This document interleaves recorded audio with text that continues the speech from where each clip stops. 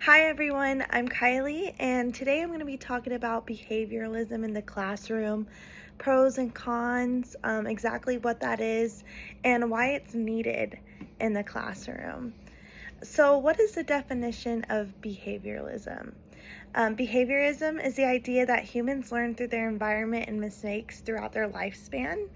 Learning requires living through experiences. You might have heard that famous quote, "We live and we learn."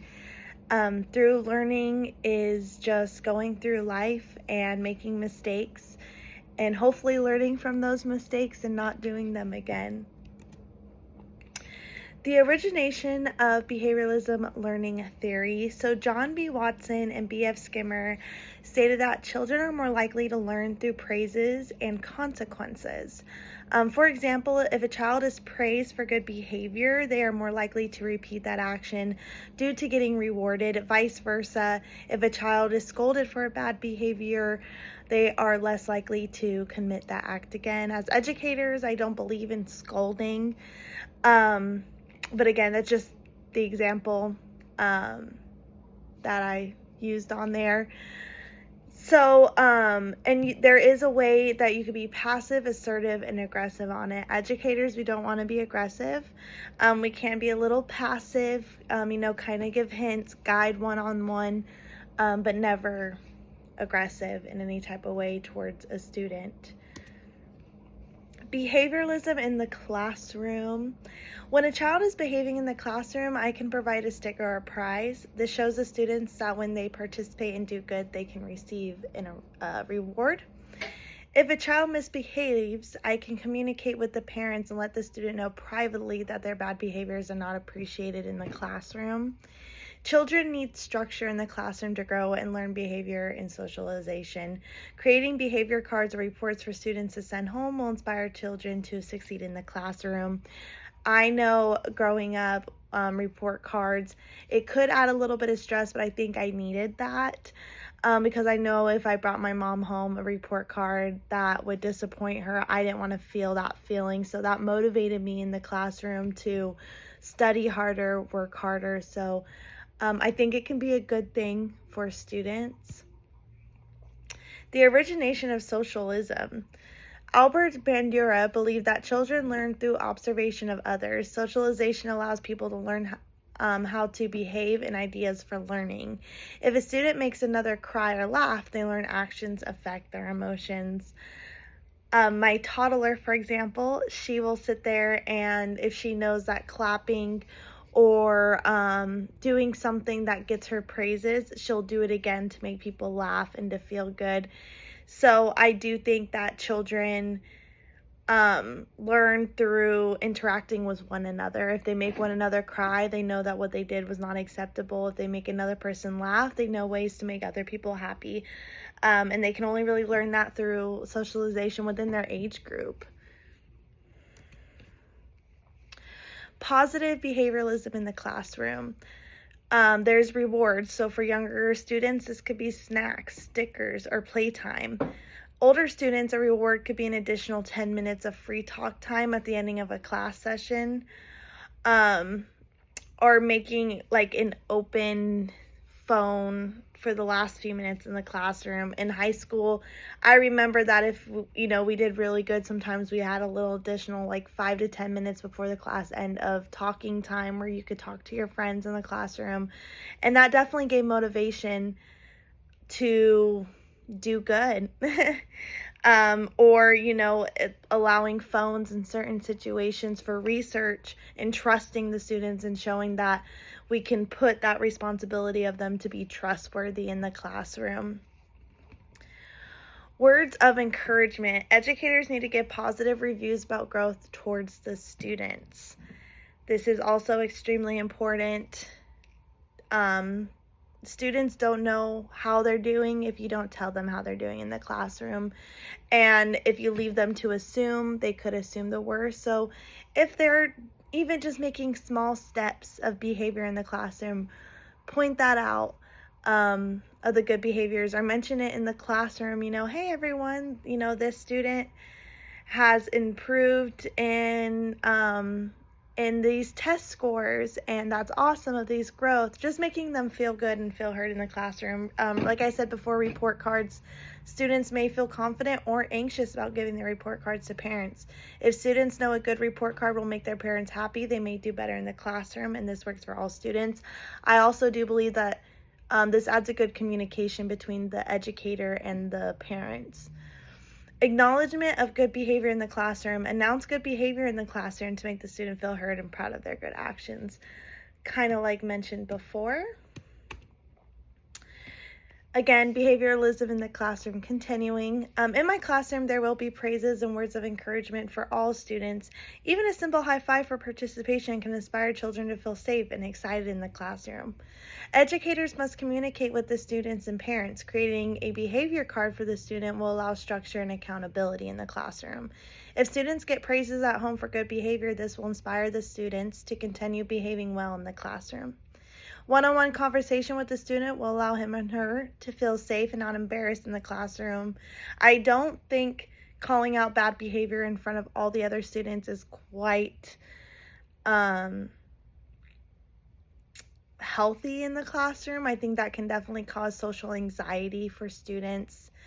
I remember sometimes being called out, and those did not feel good, and I didn't feel safe in the classroom. I didn't look forward to going back to that classroom. So I would like privacy, I guess, or even just going quietly to their desk and talking to them aside rather than announcing it in front of all the other students. So one-on-one conversation is important. Sometimes just some words of encouragement can make a child feel more confident and happier in the classroom. Words hold weight, and I will build my students up to know their intelligence and worth. Like mentioned in the Bible, the word of mouth or the tongue is like a fire. And when you use bad words or bad, just hateful energy towards another person, that can definitely cause mental destruction. And we don't know what children are going through at home. Educators should do nothing less than to make a child feel safe and to feel excited to be going to school and to be learning and to have that blessing that we get to have here with education. So just making sure to use those positive words. Words of encouragement is definitely appreciated. Pros of integrating behavioralism in the classroom. So the pros can be it adds structure and routine in the classroom. Educators can set clear expectations in the classroom and use words of encouragement to guide students. 3, a classroom that is structured show higher rates of success in the classroom. 4, adding behavior structure in the classroom can make the environment less stressful for the teacher as well.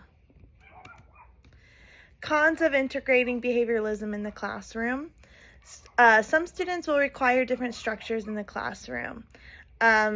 Sometimes just not words of encouragement is what they need. Sometimes they need one-on-one assistance. Sometimes they may need an additional teacher's aid. Just making sure that we supply as a school communicating with the other staff, and that if a student is falling behind, we are doing those steps and reports and involving parents for plans to make sure they succeed in the classroom, because every student is different and some need a little additional push or assistance, and that's totally okay. Having color-coded systems can cause stress and anxiety for students in the classroom. This could be a good or bad thing. If they know that they have not been behaving that well in the classroom, bringing a report to the teacher can cause distress. I also think this could be a good tool, though, to motivate students to hold accountability. If there are lack of structure in the classroom, students will not feel motivated to succeed in the classroom. If we fail at the behavioralism and it's only positive reinforcement and you're not also putting your foot down when you need to and setting structure in the classroom, students could probably walk all over you. So it's important to be friendly, but also kind of be firm about boundaries and expectations in the classroom. Behavioralism to meet special needs in the classroom. So 1, educators must build a positive relationship with the student. Words of encouragement, high fives, appraising, and calmness will help those with disabilities in the classroom. Setting a strong and supportive environment to or support in the classroom. This could be a teacher's aide, one-on-one with students with special needs. Even just providing a quiet space during testings, making sure that calmness, sometimes chaos can cause distractions in the classroom. So classrooms should be organized, neat, and to make the students feel calm and at ease in the classroom to learn. Educators need to set rules and structure in the classroom. Students thrive with routines and structures. Setting clear expectations and reminders is a positive way to set the tone in the classroom. Sometimes reminders are okay. We're probably going to have to do that multiple times a day as educators, and that is perfectly fine. Repetitiveness is needed for children. They forget. It's okay to remind them, not yell at them, but simply just remind them and guide them towards success in the classroom. How does Christian worldview integrated in the classroom? At Grand Canyon University, Lopes are honest, accepting, and hardworking. As an educator, I want my students to feel safe, empowered, and accepted. Ensuring I provide a supportive environment, routines will allow students to flourish in structure. Words hold a lot of weight, so making sure to select kind and positive words only to educate the students. Parents will be communicated with to provide extra support at home so all students can grow and achieve success in the classroom. My job is to mold and guide students to a loving, successful life, socially, mentally, and academically. My last slide is all my resources to back up my information on there. And just to touch base on the socially, mentally, and academically. Socially, just not calling them out in front of the other students, not embarrassing them, not putting them in a corner, not yelling at them in front of others. I don't want to be the reason that somebody develops social anxiety or feels less than, or to give a reason for other students to pick on a student.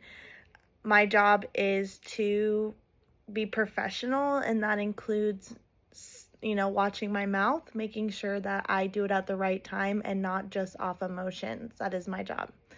Mentally, again, just making sure that they feel safe in the classroom, not picking on them, not saying words they're almost making fun of. We do not do any bullying in my classroom, so that will be good for not, picking on students. You should never pick on your students. They should feel loved and appreciated and safe. And academically, this includes structure, this includes discipline, but not in a bad way. Discipline as in holding accountability, like the behavior cards, reports, things of that sort, to more communicate with the parents because that's on their preference at home. My job is just in the classroom to guide them and work with the parents because each student, like I said, is different. Sometimes the structure may look different for every student in the classroom as to how they learn. So I am willing to adapt to all of that, and I'm super excited for it. So thank you for listening to my PowerPoint.